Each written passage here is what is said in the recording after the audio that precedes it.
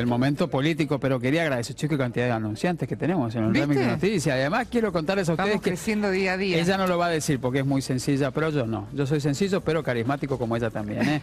Hemos ganado el mes, así que le agradecemos a ustedes que han estado durante todo el mes de mayo sintonizando, bueno, C5N, este Remix de Noticias de los domingos, y nos han acompañado con el rating. Así que bueno, es así, gracias. Claro, y a todo el equipo que tenemos detrás también, ¿no? Al Gordito Boro, los productores, el director, el sonidista, el iluminador, todos los asistentes de piso. Los que le sean mate a usted, los que me compran un sándwich a mí. Los camarógrafos. Todo. Una gente maravillosa. Las chicas de vestuario que nos hacen masaje, las de maquillaje, peinado, a mí, por lo menos. Sí, es cierto, vos te llevan a la mejor parte. Sí, sí, es así. Cierto. Pero bueno, muchas gracias también, es cierto. A mí me da como medio vergüenza. Hay que decirlo, cuando a uno le va bien, por más que se diga, hay que pronunciarlo porque es agradecerle a ustedes que están del otro lado y que dicen, los clavamos ahí a Abigail y a Robertito. Gracias por clavarnos todos los domingos. Muchas gracias. Me encantó el término. Bueno, Remix político, donde vamos a hablar de distintos temas. En primer lugar, los jóvenes que están buscando trabajo, la pérdida de trabajo en la Argentina. Sí, y la verdad que ver a gente buscando trabajo, más de 200.000 personas que fueron allí con la posibilidad de conseguir muy pocos el trabajo, y escuchar a gente, hombres sobre todo, que me partió el alma, de 45 a 50 años, que estaban excluidos de esa búsqueda laboral, fue muy, muy desalentador, por lo menos para mí. Exactamente. Bueno, también podemos hablar de lo que sucedió en la rural, justamente con la búsqueda de trabajo, que fue terrible. Unas filas kilométricas para poder postularse al primer trabajo y además también ver de qué manera podían llegar a conseguir esos hombres que vos hablabas, Robert, de 50 años. Que lo contaban en las afueras de la rural. Sí. No hay para nosotros, estamos excluidos. De hecho... Somos viejos. Me ha pedido un periodista, compañero nuestro, que le tuiteé que se queda sin trabajo en un mes.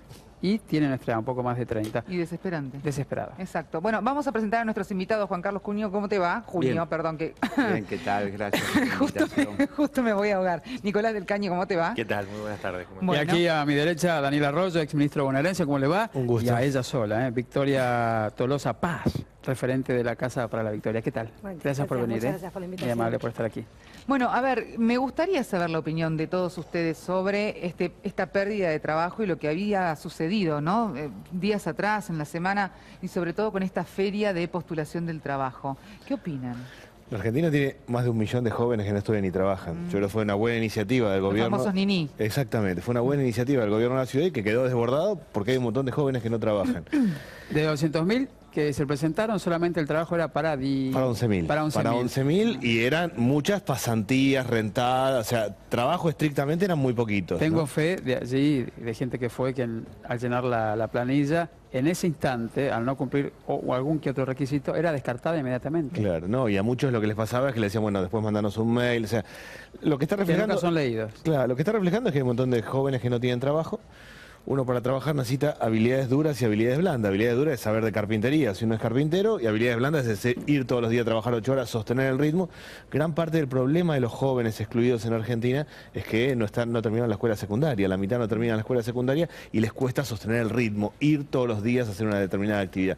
Yo creo que acá hay que armar una red de 20.000 tutores para ir a buscar y contactar a los jóvenes con el trabajo y con el estudio, y después mover la construcción, el textil, el comercio, el metal mecánico. Si eso no se mueve, si no arranca la economía, no va a haber trabajo para los jóvenes en nuestro país. Victoria. Sí, la verdad que comparto un poco lo que dice Daniel, pero en este caso creo que claramente lo que pasó en la Expo de acá de la Ciudad de Buenos Aires, en la búsqueda del empleo joven, fue que la realidad superó al marketing.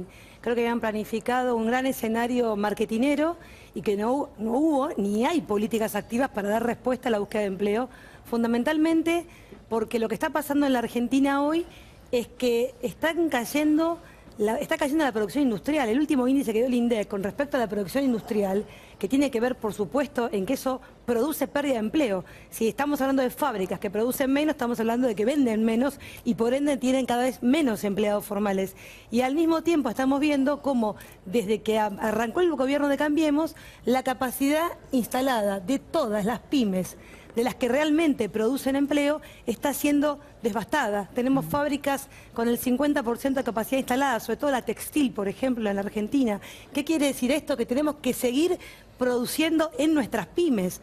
No que nuestras pymes cierren la fábrica a las 3 de la tarde, que no tomen doble jornada de trabajo, que los domingos ya no se trabajen y los sábados en doble hora, porque quiere decir que entonces toda la capacidad instalada está por abajo de la media, o por lo menos por abajo de lo que había sido la pesada herencia. Recordemos que el índice de capacidad instalada de noviembre del 2015 rondaba los 75 puntos en las industrias más importantes de nuestro país y que hoy ronda los 65 puntos. Entonces estamos hablando de que no faltan inversiones extranjeras, falta la decisión política de generar el trabajo a través de nuestra industria.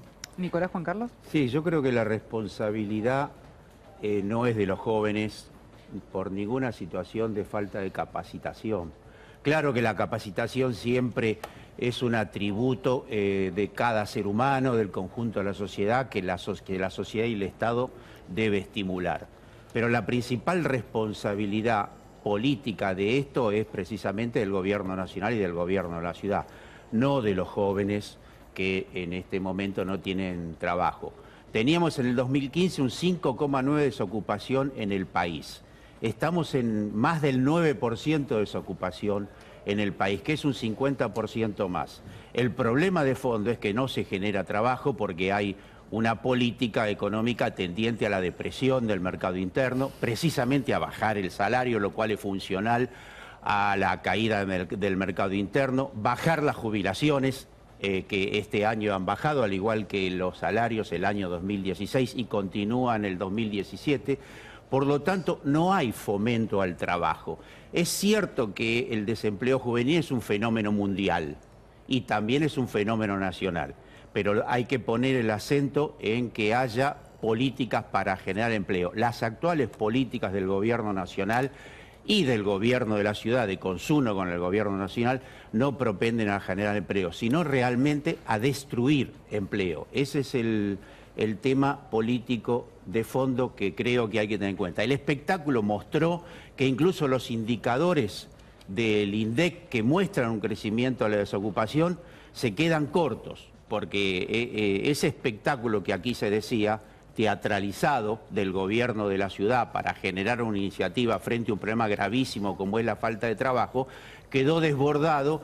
Todos los medios de comunicación tuvieron que demostrar, es más, tuvo trascendencia internacional ver a cientos de miles de jóvenes y esas escenas humanas que se pudieron ver en todos los medios, mostrando, yo diría en términos personales, humanos, esto que es un drama, que es la falta de trabajo. Nicolás, ustedes desde la izquierda también están promocionando una reforma en cuanto al trabajo, ¿no? Sí, en realidad, bueno, primero creo que el espectáculo que se vio fue cómo el gobierno se le rió en la cara a miles de jóvenes, ¿no? 175.000 fueron hasta la rural para conseguir un trabajo. Bueno, escuchábamos los testimonios, ¿no? Muchos pensando en tener un empleo, otros tratando de mejorar el que ya tienen porque trabajan 12 horas o más, inclusive el salario no les alcanza. Muchísimos testimonios.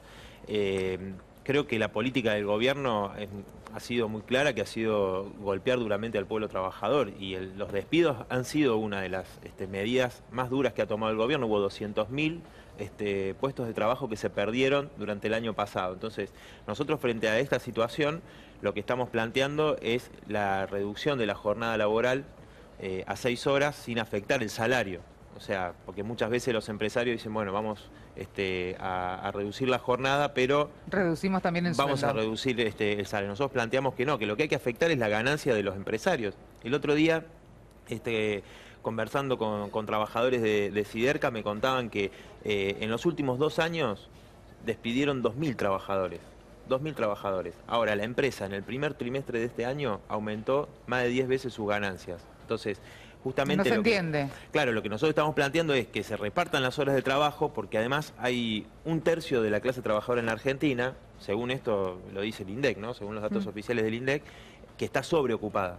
O sea, tiene en uno o más empleos, hace 10, 12, 14 horas por día, ¿no? Entonces, si no afectamos la ganancia de los grandes empresarios para que se pueda repartir las horas de trabajo, el futuro para la juventud, ¿cuál es? O sea, entre los jóvenes de 20 y 24 años, la desocupación asciende al 20%. al 20%. También conversábamos el otro día en la Universidad de La Matanza con jóvenes que hacen un esfuerzo enorme para poder estudiar y a la vez necesitan trabajar. Y cada vez más sucede que tienen que abandonar los estudios porque el trabajo que tienen les exige muchísimas horas, ¿no? Y el salario que tienen además no les alcanza para poder poder pagar los estudios. Digo, y esto también porque no tenés tiempo, por eso decimos, la reducción de la jornada también permitiría, en el caso de los jóvenes, tener acceso al estudio, bueno, a la cultura. Todo ha bajado, no solamente la demanda laboral, que cuando van a buscar trabajo no encuentran solamente para 1 o 2 y te piden experiencia previa y los chicos por supuesto salen de la facultad, de la facultad, bien digo, del colegio secundario, y qué experiencia previa van a tener. Obviamente hay muchos factores, pero uno de los temas que hemos tocado durante todos estos meses es la baja del consumo, ¿no? Estamos hablando de que la CAME ya ha dicho que en los comercios, en los minoristas, el 2,3% es más bajo que el mes pasado, inclusive que el año pasado. Entonces ya la gente cuida su canasta familiar y anda como, ustedes han visto que mostramos los tickets que nosotros vamos a comprar, y les enseñamos, ya la gente no compra, ya la gente poco come también. Algunos gustos ni siquiera ya existen en las casas. De hecho, bajó el consumo, por primera vez en muchos años, bajó el consumo de leche. Sí. Eso es gravísimo. Sí. Bueno, cerró un tambo, el último tambo que quedaba abierto. En Junín. En Junín ya... Cerró. Sí. Pero digo, todas las madres saben que tienen la leche de sus hijos. Si baja el consumo de leche, hay una sola explicación, es que no hay plata. Bajó la cantidad de gente que viaja en colectivo. Uno toma el colectivo, por la SUBE, la gente se traslada del conurbano hacia Buenos Aires, en horario de trabajo, bajó la cantidad de gente. Eso quiere decir que no hay trabajo, que no hay movimiento y que sale caro viajar. Y hay una baja generalizada del consumo. Nosotros dentro del Frente Renovador estamos proponiendo tomar los 11 productos de la canasta básica, sacarles el IVA y aplicar la ley de góndolas. La ley de góndolas es que todos los productos estén en el supermercado y no solo algunos. Fue muy exitoso eso. Es clave. 100% exitoso. Hoy no tiene ningún sentido. Hoy, ¿qué pasa en un supermercado? Una empresa pone 3 o 4 marcas de harina, ocupa toda la góndola y marca los precios como quiere. Ninguna puede tener más del 40%, tienen que estar todas las segundas, terceras marcas, los productores locales, y cada uno elige el producto que quiere y así hay que bajar. Si no bajamos los precios, la situación social se va a poner muy dura. Victoria. Sí, yo creo que la situación ya está dura.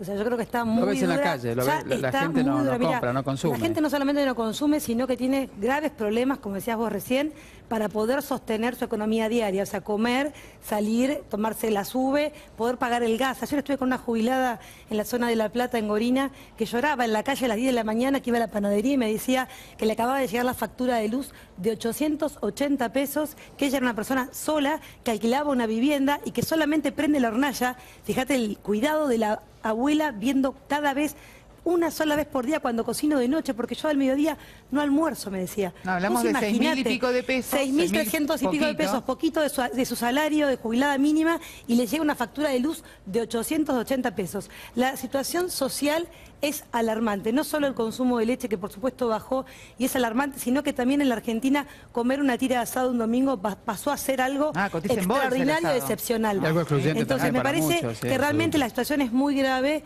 y creo que va a ser muy difícil si no se empieza a generar una política activa en el empleo. O sea, la pérdida del salario real y la falta de empleo van a ser una catástrofe. De hecho, se ve todos los días en los supermercados, yo no voy todos los días, pero te cuentan y ves que la gente ya prácticamente va o camina, ¿no? La famosa frase de Rita Láser, y camine señora, bueno, sí, la gente va buscando precio y precio, entonces ves con una bolsa acá, otra bolsa allá, y hay que ser sinceros, la compra en el supermercado ha bajado y muchísimo, y la gente compra hay un tema productos de segunda calidad también. A ver, el año pasado, según los cálculos que se hacen, el promedio, o sea, de pérdida del poder adquisitivo del salario ha sido del 8%. Ahora, en los sectores que ganan menos, o sea, la mitad de los trabajadores en Argentina gana 10.000 pesos, según datos oficiales.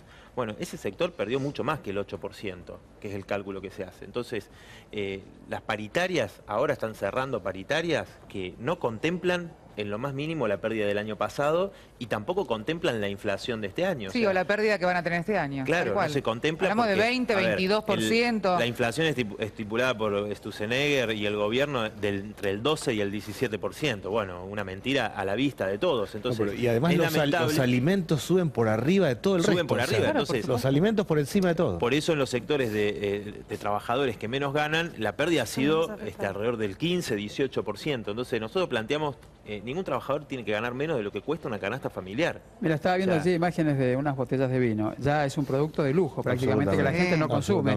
Y hay que hablar con los bodegueros. Soy mendocino y tengo bien el dato. Claro. que prácticamente las bodegas hoy por hoy, la única que les queda es seguir exportando a donde exportaban e inclusive los vinos caros o el vino ya boutique no se vende. La gente ha vuelto al Tetra Brick. Sí. Aunque suene fuerte, y a la Dama Juana también. Sí, tal cual. Y además también una compra que hablamos, Juan Carlos, las compras que se hacen en grupo. Van a los mayoristas, realizan esa compra grande y después se dividen porque la diferencia es muy grande. Hay un fenómeno que creció el mercado, el consumo en los mayoristas, claro, y decreció precisamente supermercados y shopping en la búsqueda de precio. Pero en definitiva el problema es la caída general del consumo, como aquí se ha dicho. Otro de los afectados, además en primer lugar de los sectores más humildes, obviamente, que aquí se ha planteado y coincido, también los sectores medios han caído en el consumo. Yo tengo mucha relación con pequeñas empresas que además de producir obviamente consumen y también están cambiando sus conductas de consumo. Por otra parte, las pymes son las generadoras del 70% del empleo, además del Producto Bruto Interno. Así que está afectando no solo a los sectores más humildes, sino a los sectores de las clases medias. Una cuestión en relación a los precios, al tema precios, que siempre que hablamos de estas cuestiones creo que debe ser contemplado. Francamente creo que hubo un viraje desde que asumió el gobierno de Macri de dejar los precios librados al mercado. La verdad, nosotros somos partidarios de que los precios deben tener una intervención del Estado, no pueden quedar los formadores de precios, que son, digamos, los grandes productores, las grandes corporaciones que fabrican y distribuyen y terminan fundamentalmente en el supermercado, decidiéndolo a su libre albedrío, porque en realidad jamás en la vida ellos se autorregularon. Por lo tanto, si el Estado no interviene y defiende los abusos de los formadores de precios y defiende al consumidor, que no es otra cosa que el ciudadano y la ciudadana, el consumidor, entonces inevitablemente van a seguir creciendo las ganancias de las grandes corporaciones, fabricantes o distribuidores o supermercados, y el ciudadano de a pie, desde los más humildes a la clase media, cada vez va a estar Juan más Carlos, restringido. Recién hablaba, hacías referencia a que vos tenés un contacto con las pymes, que tenés contactos con pequeñas empresas. La paritaria, que es lo que hablaba recién Nicolás. Hablamos que la UOM cerró paritaria del 22%. Nicolás contaba que hay una depreciación del 15-18% del salario. ¿Qué opina de la paritaria entonces ahora? No, creo que la paritaria también es un problema político, que el gobierno comenzó planteando un techo, por lo tanto no hay más paritarias libres si hay techo, de la inflación del 12 al 17%, alguien dijo acá, eso ya inevitablemente no va a funcionar. Las paritarias de metalúrgicos y algunas otras están en 23, 24, 25%, que se parecen un poco más a la posible inflación. Algunos hablan del 27, 28, pero aceptemos del 23 al 25. Es cierto que hubo dirigentes sindicales que están más preocupados por seguir la señal del gobierno macrista y de las corporaciones de esa rama, como empleados de comercio o UPSM, que arreglaron el 20% en 2 veces. Sí, por lo tanto, esos trabajadores van a estar mal, ¿no es cierto? ¿Usted? Sí. No, hablando del cambio de hábitos de las familias, no solo las familias de clase media, sino las familias que son las que más están padeciendo esta crisis brutal, hay un cambio de hábito muy notable en todo el conurbano bonaerense y en la ciudad de La Plata, que tiene que ver con que volvió el trueque. Claro. Volvió el trueque como mecanismo paliativo a la crisis que viven las familias. El trueque que se organiza por WhatsApp o por Facebook.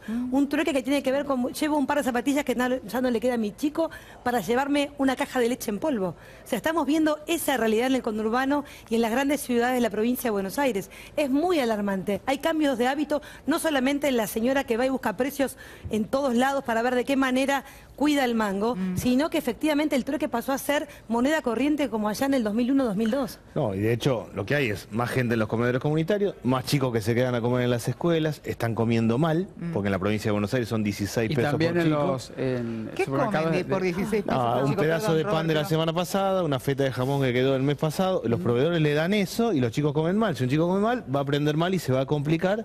Claramente estamos ante una emergencia alimentaria. Yo creo que hay que decretar la emergencia alimentaria primero y volcar dinero en lo básico, que es lo alimentario. Uno tiene 10 problemas sociales, pero la base es la cuestión alimentaria y ahí estamos realmente mal. Y lo que decía también, lo que quería decir, que en los comercios mayoristas antes te vendían, bueno, si eras un consumidor mayorista te podías llevar 10, 15, 20 hormas de queso. Ahora la gente va y se puede llevar 2 hormas de queso, 3, y te lo pueden vender como, bueno, siendo minorista, pero te lo venden al...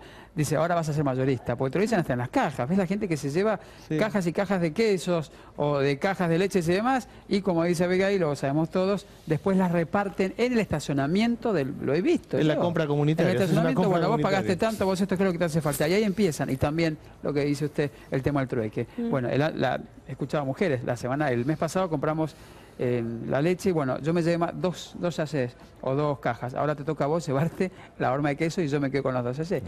Es lo que vemos. Es un retroceso grande, ¿no? Los medicamentos en materia de precios, ¿no? Porque involucra a toda la sociedad, pero en primer lugar a los sectores más vulnerables, por ejemplo, niños y viejos, además de que se liquidó el plan remedial. Está en vías de liquidación el plan remediar de PAMI, y el aumento de los precios el año 2016 fue del 48-49% sin el aumento del primer trimestre de 6 o 7% que autorizó el gobierno nacional, de forma tal que hay una situación gravísima de falta de provisión de medicamentos del PAMI y de imposibilidad de acceso de casi toda la sociedad por el aumento de los precios. Por eso también allí hay que plantear la emergencia. En los puntos que planteó Cristina en el último reportaje televisivo, planteaba el tema de la emergencia farmacológica. A mí me parece, digo, que esta situación contrasta, ¿no? Y agrego a esto lo del tema de los jubilados, ¿no? Los jubilados, 2 jubilaciones mínimas no llegan a cubrir... La canasta básica. Es decir, están por debajo del límite de pobreza 2 jubilaciones mínimas. Entonces, pero mientras esto sucede con la clase trabajadora, con los jubilados, los sectores populares, los bancos ganaron en el último año 65%. Es decir, las ganancias que han tenido los grandes supermercados, estos formadores de precios, son enormes. Es decir, hay un contraste, y eso tiene que ver con que el gobierno de Mauricio Macri ha venido justamente a gobernar para los grandes empresarios. Entonces, cuando vemos estas paritarias que firman los dirigentes sindicales que están ahí atornillados hace años en los sindicatos, por 20, 21%, verdaderamente es una vergüenza, ¿no? Una vergüenza, y hay mucho rechazo. Se vio en la marcha del 7 de marzo, cuando se le exigió ese paro que luego se convocó, que fue contundente. La propia CGT dijo que fue contundente, después no hubo ninguna continuidad, porque esa es la única forma de frenar este gobierno. Es decir, hay una clara decisión de que asumió Mauricio Macri de beneficiar a los grandes grupos económicos. Entonces, mientras le quita retenciones a las patronales del agro, a las mineras, los tarifazos brutales los tiene que pagar el pueblo trabajador. Esa es la realidad en la que la única forma de frenarlo es con una gran movilización del pueblo trabajador, porque no están dispuestos a decir. El cambio, hoy estábamos en una de estas ferias, y estábamos allí en La Ferrer, en Villa Escaso, y también había Club del Trueque. Y la verdad que toda la gente tenía una bronca bárbara con lo que está pasando y con lo que algunos habían votado supuestamente a un cambio que los iba a favorecer, pero todo lo que dijeron en la campaña fue una mentira, fue demagogia. Y yo agregaría que también hay un conflicto de intereses, porque el Estado tiene que regular, y si el secretario de Comercio, que es el que tiene que regular la situación de los supermercados, tiene intereses en un supermercado en particular, está claro que está de los 2 lados del mostrador. O sea que no solo que es un gobierno que cree mucho en el mercado y que se va a acomodar solo, sino que tiene intereses cruzados en medicamentos, en energía, en alimentos. Es un gobierno donde hay demasiada gente de los 2 lados del mostrador y no se pone mucho la camiseta del Estado. Ahora, cuando hablamos de los sindicatos, que son aquellos entes que deberían de defender el derecho al salario de los trabajadores, ¿no? Recién Nicolás decía que no puede ser que cierren una paritaria del 20, 22, 21%, porque es irrisorio, porque te lleva por delante la realidad, que eso no lo podemos discutir desde ningún punto de vista. ¿Qué opinan ustedes? ¿Trabajan para el empleado? ¿Trabaja para el Estado? ¿Es un acuerdo político? ¿Qué opinan? Yo creo que después de la marcha del 7 de marzo, que fue multitudinaria, que efectivamente hubo mucha presión para que se decretara un paro inmediato de esa marcha multitudinaria, creo que toda, digamos, la unidad de la CGT empezó a hacer acuerdos paritarios que en muchos casos quedaron por abajo, pero siempre había una cláusula, o esperamos que haya una cláusula de ajuste siempre con respecto a la inflación real. Yo creo que muchas de las paritarias que se cerraron entre el 18 y el 20 van a ser sujeto inmediatamente, porque estamos tocando ya en los primeros 4 meses cercano al 10% la inflación, entonces estamos convencidos de que va a haber un reacomodamiento del salario en función de la inflación real. Si me permite, Victoria, no va a haber duda de eso. Lo tenemos a Héctor Daer también aquí en línea, que nos va a acompañar. Héctor Daer comentó, ámbito financiero, estas palabras, no esta frase. Este gobierno quiere bajar los convenios, hacernos perder derechos y bajar salarios. Daer, ¿cómo le va? Buenas tardes. Abigail Lasalle, Roberto Funes y la mesa los saludan. ¿Qué tal? ¿Qué tal? Buenas tardes. Bien, escuchándolo a usted y a todos los compañeros aquí, hablando justamente de esto, ¿no? De este bajo consumo que hay y ya prácticamente hablando del Club del Trueque como si fuese algo normal. Daer. Bueno, lo primero que le quiero decir es que los sindicatos defendemos y reivindicamos los derechos de los trabajadores y vamos a generar todos los instrumentos para no volver a perder como perdimos el año pasado. Esto lo digo con respecto al comentario sobre los porcentajes. Yo le digo que el año pasado firmamos el 34, el 35, el 36%. Todos pensábamos que estábamos firmando una paritaria buena y con el diario de enero de este año nos dimos cuenta de que habíamos perdido todas las organizaciones sindicales poder de compra con respecto a la inflación, ¿no?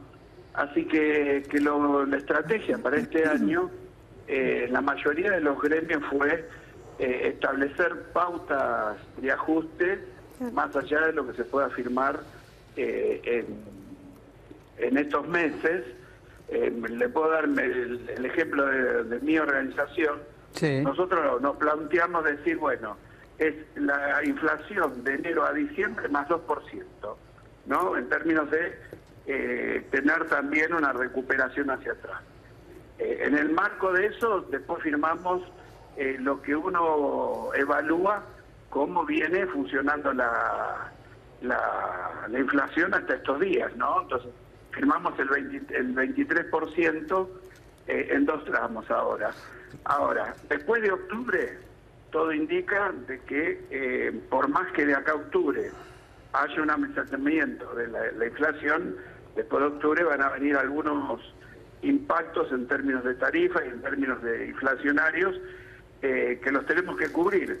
Por eso es que hemos firmado en las paritarias un ajuste automático, ¿no? En el caso de nuestro gremio le agregamos 2% y en el caso de otros gremios ahora, un ajuste automático sin agregar, ¿no? Daer, si hablamos de los números del gobierno, o al menos lo que comunica el gobierno de Mauricio Macri y su equipo económico, habla de una inflación del 25%.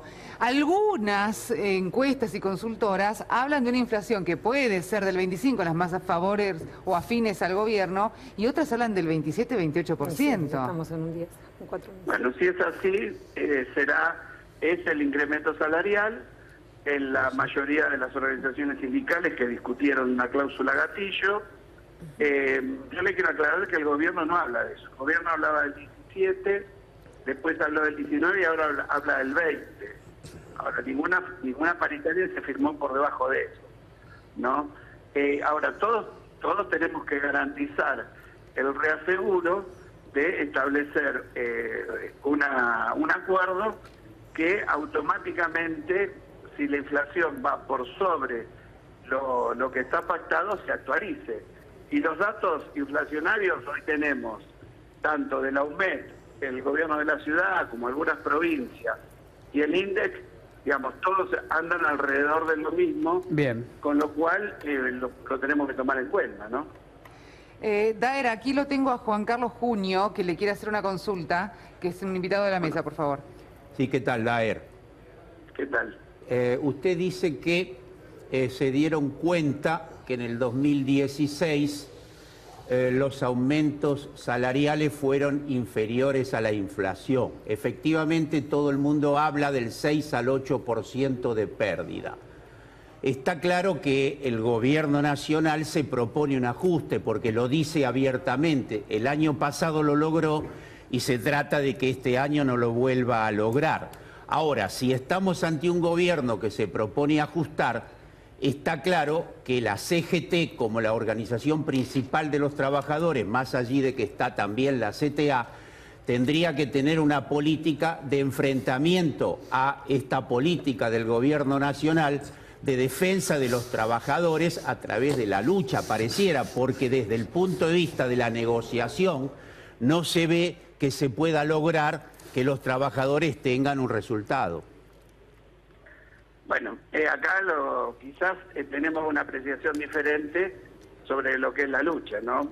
Yo le puedo decir que desde la CGT estamos intentando y generando acciones, primero que tengan que ver con acumulación de poder, porque este es el tema, y de llevar adelante hoy el respaldo en las negociaciones a un montón de sindicatos que están teniendo discusiones. Y vuelvo a repetir, digamos, poder ponerle una cláusula que no pierda con respecto a la inflación es un dato. Bien, Daer.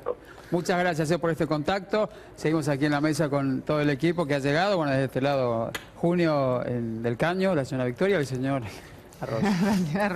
Bueno, hablábamos justamente de esto de las paritarias. ¿Qué opinan sobre lo que dijo? No, lo que está claro es que la inflación no va a ser el 17% este año, va a ser el 25% o más. Bueno, pero se especula con eso del gobierno con el tema de las elecciones ahora, ¿no? Es cierto que el gobierno empezó a hablar del 17, después le quedaron muy viejos los números. Sí, y aparte especula después de octubre hacer un ajuste para tratar de compensar. Yo dije especula, no, el gobierno lo dice. Más que el gobierno se fijó como meta del 12 al 17, después fue estirando porque la realidad lo fue estirando. Lo dice. Hay gremios que han acordado con una cláusula gatillo que si se dispara la inflación lo pueden acomodar o no. El problema central es que esto es a destiempo, porque los aumentos están ahora, uno pierde ingreso ahora, si le compensan después ya viene atrasado.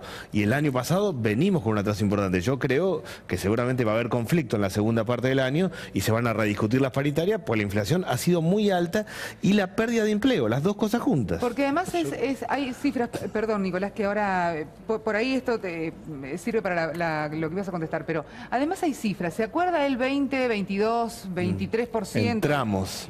Entramos y además con unas cifras que son como pago de única vez, como si en realidad el trabajador, en este caso, solucionaría su economía con eso. Sí, eso aparte, si vos lo anualizás, es menos el porcentaje. Claro. ¿no? Y además que se ha como naturalizado estas sumas fijas que no van al básico en todos los gremios, ¿no? Pero yo creo que la reflexión con respecto a lo que dice Daer, creo que está claro. O sea, hicieron 30 reuniones con el gobierno de Macri. ¿Cuántas veces hicieron la firma de ese acuerdo con las empresas y el gobierno diciendo que no iban a despedir? Y al otro día escuchábamos 300 despidos. Más de 100 empresarios. 300 despidos acá, 1000 despidos allá. Es decir, se burlan en la cara y estos dirigentes, digo, la tregua que le otorgaron a Macri todo el año pasado y lo que va este año, el paro que al final ellos convocaron este paro para descomprimir. La huelga docente, o sea, quienes sostienen la educación pública todos los días, hicieron una gran huelga y la CGT convocó un paro dominguero para descomprimir, pero no convocó un verdadero plan de lucha para que toda esa fuerza que se expresó verdaderamente le pueda poner un freno a Macri. Porque esa es la situación. Él dice, estamos esperando para acumular poder. Acumulando para... A ver, la fuerza que tienen los trabajadores, que están dispuestos porque se demostró, y lo que garantiza la CGT es que de manera fragmentada, bueno, mi gremio se planteó tal cosa, mi gremio, es decir, cada uno por su lado y no en una lucha unificada de todos los trabajadores para decir, basta esta política de ajuste del gobierno. Creo que eso lo hacen estos dirigentes, digo, que además comulgan con, algunos están con Macri directamente, otros pertenecen al Frente para la Victoria, otros al Frente Renovador, es decir, comulgan con las distintas fuerzas políticas, que digo, también hay que decir, si ha habido un ajuste y se han aprobado leyes en el Congreso teniendo minoría Cambiemos, ha sido porque se la han votado quienes se dicen oposición, porque y la CGT, digo, tiene ese papel, haber sido garante del ajuste de Macri, teniendo la conducción de los sindicatos. La verdad que convocar a un paro sí, en un año y 5 meses, donde hubo 200.000 despidos, todo lo que estamos hablando acá de la pérdida del poder adquisitivo del salario, cómo están las condiciones de los sectores de los trabajadores, de los jubilados,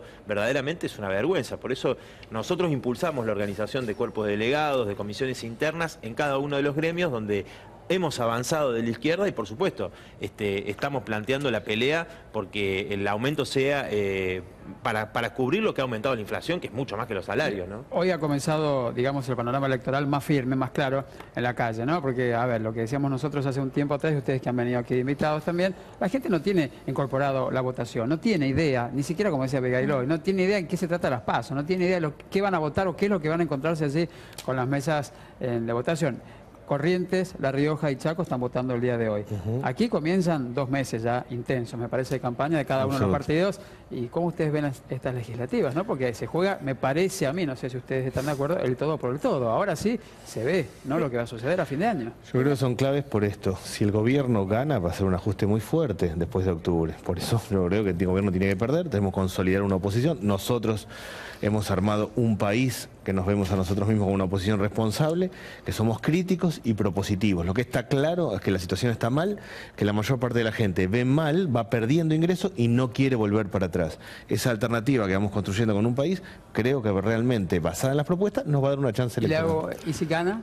Y si el gobierno gana, es una macana, porque se va a potenciar la idea de que vamos a ajustar, vamos a achicar, y lo que hay que hacer acá es expandir la economía y no ajustar. Si el gobierno gana, vamos a más pobreza, más desocupación y más gente en la calle. Pero en teoría es lo que ha votado la gente, ¿no? Si gana. Por eso me parece que es clave y tenemos que hacer todos docencia planteando esto está mal, pero no solo está mal porque está complicado, sino que el gobierno va mal orientado. Esta política es más pobreza, más desocupación y más deuda. O sea, alguien va a tener que pagar la deuda que van a ser nuestros hijos y nuestros nietos. Victoria. Bueno, yo creo que la gran batalla va a ser, por supuesto, la provincia de Buenos Aires, ¿no? Me parece que en estas legislativas los que nos están mirando por el televisor tienen que saber que tenemos que votar un poco lo que contaba Nicolás. Necesitamos representantes en las cámaras que sean creíbles y que sean creíbles para ponerle un freno a Macri. Si gana el Frente para la Victoria de las elecciones, de todos modos va a haber un presidente Macri gobernando hasta el 2019. Los representantes de nuestro frente tienen que ser verdaderos opositores que defiendan los intereses de los trabajadores y de los sectores vulnerables, que son los que están pagando el ajuste brutal que está llevando adelante Macri. Macri y Vidal. No nos olvidemos que Vidal en la provincia de Buenos Aires es Macri. No es otra cosa. María Eugenia Vidal en la provincia de Buenos Aires es Macri y gobierna a imagen y semejanza de ese Ejecutivo Nacional. Entonces me parece que acá, en el Frente para la Victoria, hay una decisión muy clara de trabajar la unidad. Nos parece en esta etapa que las PASO en la provincia de Buenos Aires para nuestra fuerza es totalmente funcional al gobierno de Macri. Por eso venimos trabajando para que efectivamente haya una lista de unidad que le ponga inmediatamente freno a Macri y que cuente de cara a la ciudadanía los problemas que hoy tiene el pueblo argentino producto de las políticas que lleva adelante Macri y Vidal en la provincia de Buenos Aires.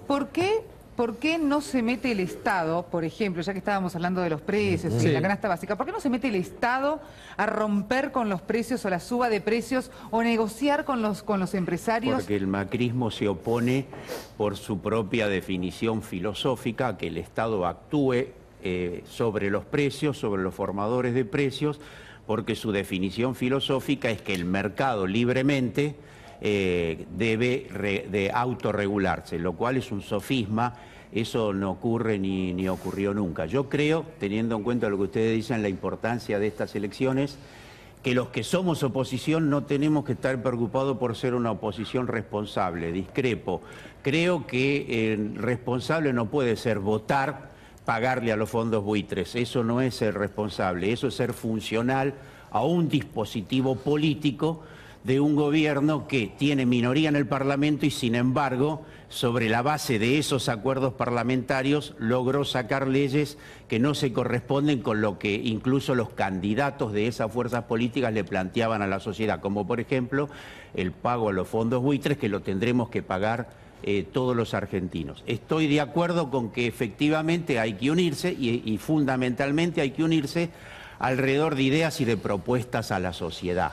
No solamente hay que unirse, sino que hay que debatir y decirle a los ciudadanos para qué queremos que nos voten, qué es lo que, por qué los interpelamos, fundamentalmente para salir de este atolladero en el que nos está metiendo este presidente, que fue presidente en gran parte sobre la base de una gran cantidad de mentiras que le dijo a la sociedad en la campaña electoral. Ahora hay que resolver estos problemas de la sociedad y en ese sentido, insisto, hay que proponerle con vistas al futuro a la sociedad por qué la interpelamos y por qué queremos que nos vote. O sea, un programa. Nicolás. Sí, nosotros desde el Frente de Izquierda, por supuesto que creemos que en estas elecciones donde se eligen diputados, legisladores, concejales, etcétera, digo, en el Congreso Cambiemos tiene minoría. Si pudo avanzar en estas leyes fue gracias, en el Senado el Frente para la Victoria tiene casi los 2/3 de los votos. Entonces, acá escucho hablar que dicen, bueno, una lista unificada.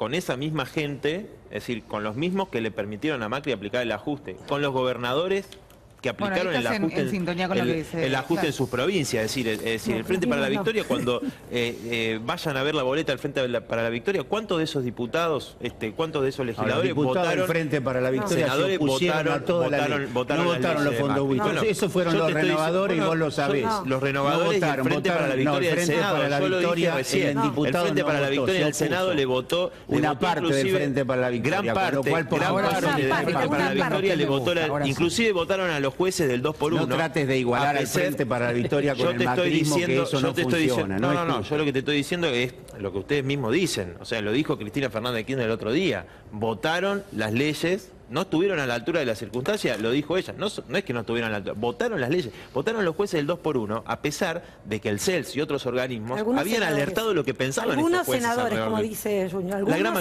gran mayoría, porque tienen casi los 2/3 de los votos, todo el Frente para la Victoria, o sea, una mayoría especial. Y en donde gobiernan, digo, en las provincias donde gobiernan también ajustan a los trabajadores. Las 8 senadoras entonces, mujeres para frenar a Macri, nosotros, por ejemplo, le doy un ejemplo. En Mendoza, los legisladores del Frente de Izquierda en este momento quieren quitarle los fueros desde el gobierno de Cambiemos, le quieren quitar los fueros a los legisladores del Frente de Izquierda. ¿Por qué? Por estar con los trabajadores en la marcha del paro del 6 de abril.